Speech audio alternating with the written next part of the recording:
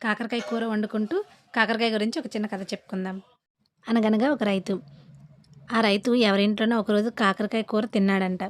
అది ఆయనకి చాలా బాగా నచ్చింది. ఎలా అయినా సరే ఈ కూరను మళ్ళీ తినాలి అని అనుకున్నాడు. అప్పట్లో కాకరకాయలైతే అసలు దొరికేవి కాదు. ఆయన రైతు కాబట్టి కొన్ని విత్తనాలను సంపాదించి ఒక 3 కాకరకాయలనైతే పండించాడు.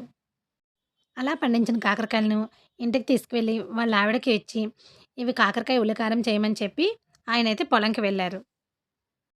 ఆమె ఆ కాకరకాయలకు ఉల్లికారం పెట్టి బాగా వేయించిందట. ఈ కూరేంటి? అసలిదెలా ఉంటుంది అని ఆవిడ ఒక కాకరకాయనైతే రుచి చూసిందంట. ఆ కాకరకాయ కూర ఆవిడకి కూడా నచ్చి, నా వాటా ఇంకొకటి ఉంటుంది కదా అని ఇంకొకటి కూడా తీసుకొని తినేసిందంట. కాకరకాయ కూర గురించి కలలకంటూ రైతైతే తిరిగి ఇంటికి వచ్చాడు. ఆవిడ ఒక కాకరకాయనైతే వడ్డించింది. ఏంటి? నేను తెచ్చినవి 3 కాయలు కదా! నువ్వొకటే వడ్డించావు అన్నారట. ఒకటి వండుతున్నప్పుడు రుచి చూశానండి. ఇంకొకటి నా వాటే కదని తినేశాను అని అన్నదంట. అలా ఎలా తినేసావు? అని అన్నారంట రైతు. ఈవిడ ఈ ఉన్న మూడో కాకరకాయని కూడా తిని చూపించిందట ఎలా తిన్నాదో. అలా ఉంటది మరి కాకరకాయ కూరతో. ఆగండి, ఆగండి, ఆగండి. సబ్స్క్రైబ్ చేసుకొని వెళ్ళండి.